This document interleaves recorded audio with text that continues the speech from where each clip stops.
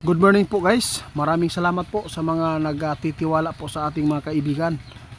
Ngayon po, ito po ang ating tugunan ang mga request po ng mga tao mula nang namatay po yung DPWH na si Cabral. Grabe po ang mga katanungan nila at talinghaga talaga.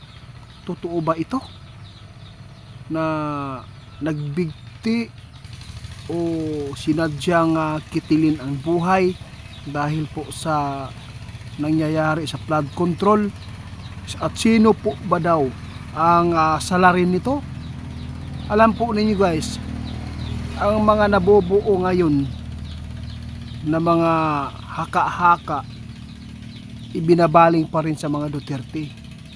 Dito nyo malalaman po ngayon kapag makausap na natin si kaibigan. Siya po ngayon po ang magbibigay po ng linaw kung sino po ang kumitil sa kanyang buhay para hindi mabisto ang mga involved dito na kanyang nalalaman, o sinadya po ba itong patayin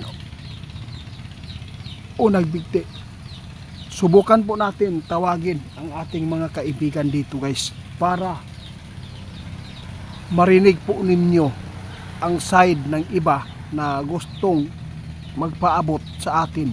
Maraming salamat po sa inyo guys sa inyong pagtitiwala. Subukan natin tawagin si kaibigan. Magandang umaga kaibigan.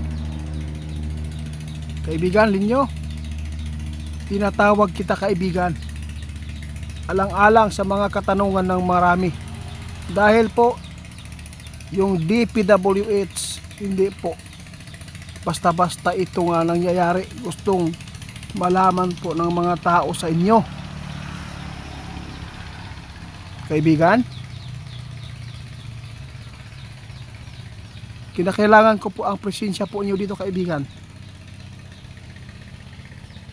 Guys, wala si kaibigan. Abangan po ninyo ang kanyang pagpunta dito, baka busy lang po ha.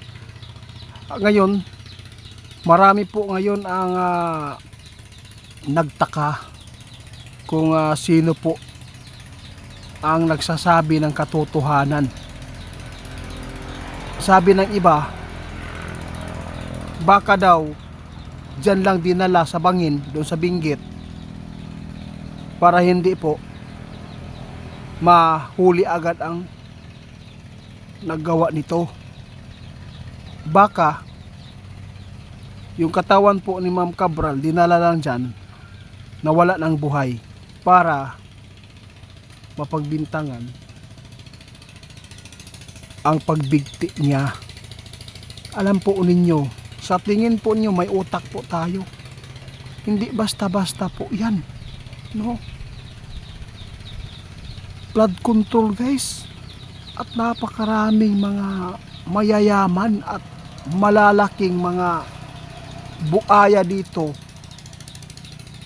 ang mabubulgar kapag hindi nila ito gawin. Ibig sabihin nito, sinadya. Hindi po yan mag-isip na ganyan po ang kanyang gagawin sa kanyang sarili. Hindi yan magbibigti eh.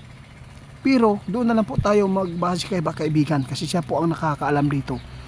Maghintay po kayo guys ha sa mga katanungan po niyo. Ako po ay humihingi ng tawad dahil sa kaibigan natin na Linyo o Tatay Shuto wala ngayon kasi Sunday o Saturday, no? Baka busy po sila. Pasensyahan na po ninyo ha ang aking pagtugon kasi hindi nyo napakinggan po si kaibigan.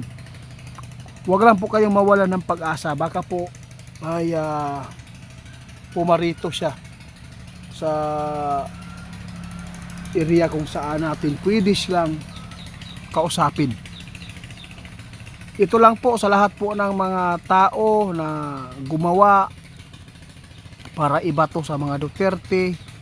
Huwag kayong maniniwala agad guys, kasi napakarami pong mga demonyo ngayon na para po mapagbintangan lang. Pati nga pwede pa nga si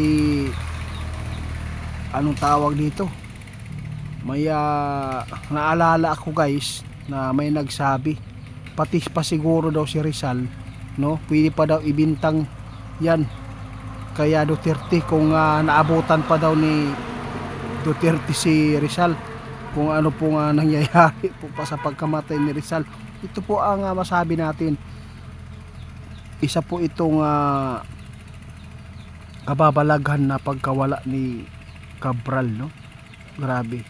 Mayroon pa tayong hindi nasasagot ng mga katanungan tungkol po sa bride na nawala, biglang naglaho. Hanggang ngayon hindi pa rin nakita yung ikakasal na sana na bigla po nga nawala. Nagbili lang po ng mga sapatos at mga suotin po nila, no? Suotin po niya. Kaya abangan na lang po niyo kapag dumating si kaibigan ngayon.